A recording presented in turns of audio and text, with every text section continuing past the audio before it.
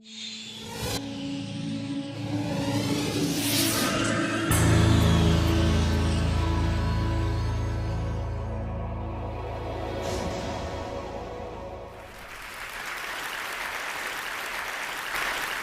going to begin in 1964.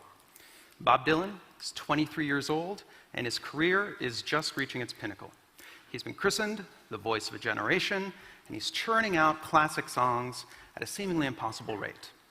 But there's a small minority of dissenters, and they claim Bob Dylan is stealing other people's songs.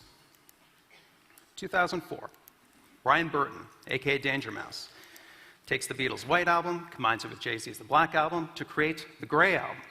The Grey Album becomes an immediate sensation online, and the Beatles record company sends out countless cease and desist letters for unfair competition and dilution of our valuable property. Now, the Grey Album is a remix. It is new media created from old media. It was made using these three techniques: copy, transform, and combine. That's how you remix. You take existing songs, you chop them up, you transform the pieces, you combine them back together again, you've got a new song, but that new song is clearly comprised of old songs. But I think these aren't just the components of remixing. I think these are the basic elements of all creativity.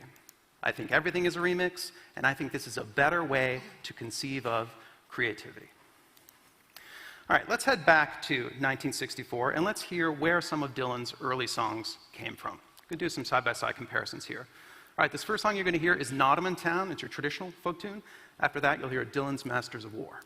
In Nottingham Town, not a soul would look up, not a soul would look up, not a soul would look down.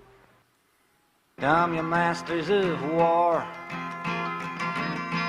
you that build the big guns, you that build the death planes, you that build all the bombs. Okay, so that's the same basic melody and overall structure. This next one is The Patriot Game by Dominic Behan. Alongside that, you're going to hear With God on Our Side by Dylan. Come all you young rebels, and list while I sing. For love of one's land is a terrible thing.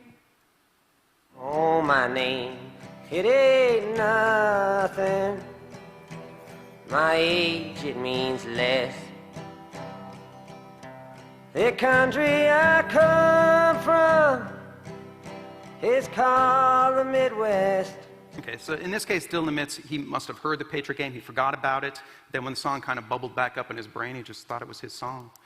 Last one, this is Who's Gonna Buy Your Ribbons, another traditional folk tune. Alongside that is Don't Think Twice, It's All Right. This one's more about the lyric.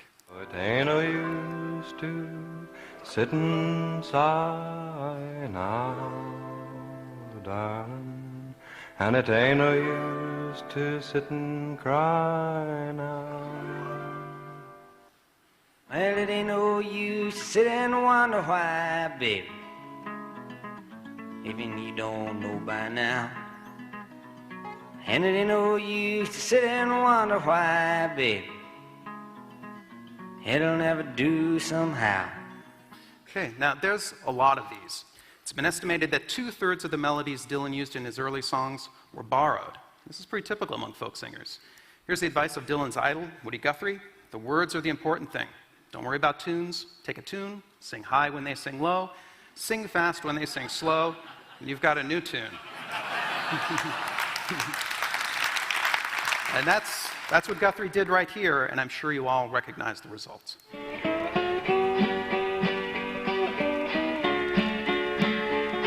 We know this tune, right? We know it? Actually, you don't. That is When the World's on Fire, very old melody. In this case, performed by the Carter family. Guthrie adapted it into This Land Is Your Land. So, Bob Dylan, like all folk singers, he copied melodies, he transformed them, he combined them with new lyrics, which were frequently their own concoction of previous stuff. Now, American copyright and patent laws run counter to this notion that we build on the work of others.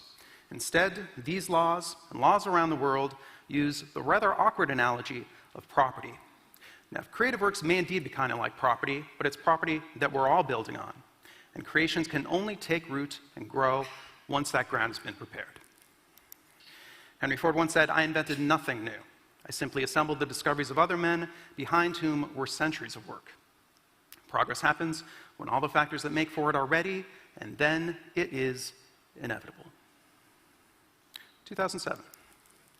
The iPhone makes its debut. Apple undoubtedly brings this innovation to us early, but its time was approaching because its core technology had been evolving for decades. That's multi-touch, controlling a device by touching its display. Here is Steve Jobs introducing multi-touch and making a rather foreboding joke. And we have invented a new technology called multi-touch. You can do multi-finger gestures on it, and boy, have we patented it. Yes. And yet, here is multi-touch in action. This is at TED, actually, about a year earlier. This is Jeff Hahn, and I mean, that's multi-touch. It's the same animal, at least. Let's hear what Jeff Hahn has to say about this newfangled technology. Multi-touch sensing isn't completely new. I mean, people like Bill Buxton have been playing around with it in the 80s. The technology, isn't the most exciting thing here right now, other than probably its newfound accessibility. So he's pretty frank about it not being new. So it's not multi-touch as a whole that's patented, it's the small parts of it that are.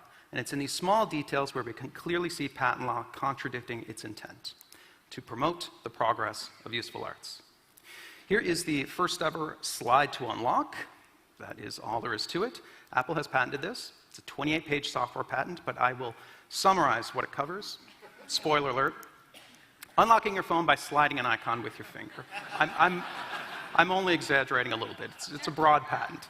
Now, can someone own this idea? Now, back in the 80s, there were no software patents, and it was Xerox that pioneered the graphical user interface. What if they had patented pop-up menus, scroll bars, the desktop, with icons that look like folders and sheets of paper? Would a young and inexperienced Apple have survived the legal assault of a much larger and more mature company like Xerox? Now, this idea that everything is a remix might sound like common sense until you're the one getting remixed. For example, I mean, Picasso had a saying, he said, "Good artists copy, great artists steal." And we have, always been shameless about stealing great ideas. Okay, so that's 96. Here's 2010. I'm going to destroy Android because it's a stolen product. I'm willing to go thermonuclear war on this. Okay, so in other words, great artists steal, but not from me. Now, behavioral economists might refer to this sort of thing as loss aversion. We have a strong predisposition towards protecting what we feel is ours. We have no such aversion towards copying what other people have, because we do that nonstop. So here's the sort of equation we're looking at. We've got laws that fundamentally treat creative works as property, plus massive rewards or settlements in infringement cases, plus huge legal fees to protect yourself in court, plus cognitive biases against perceived loss. And the sum looks like this. That is the last 4 years of lawsuits in the realm of smartphones. Is this promoting the progress of useful arts? 1983. Bob Dylan is 42 years old, and his time in the cultural spotlight is long since past. He records a song called Blind Willie McTell, named after the blues singer.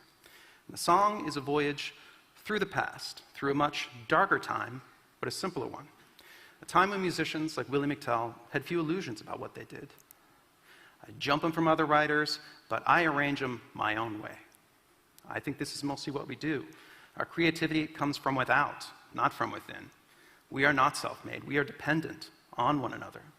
And admitting this to ourselves isn't an embrace of mediocrity or derivativeness. It's a liberation from our misconceptions. And it's an incentive to not expect so much from ourselves and to simply begin. Thank you so much. It was an honor to be here. Thank you. Thank you. Thank you.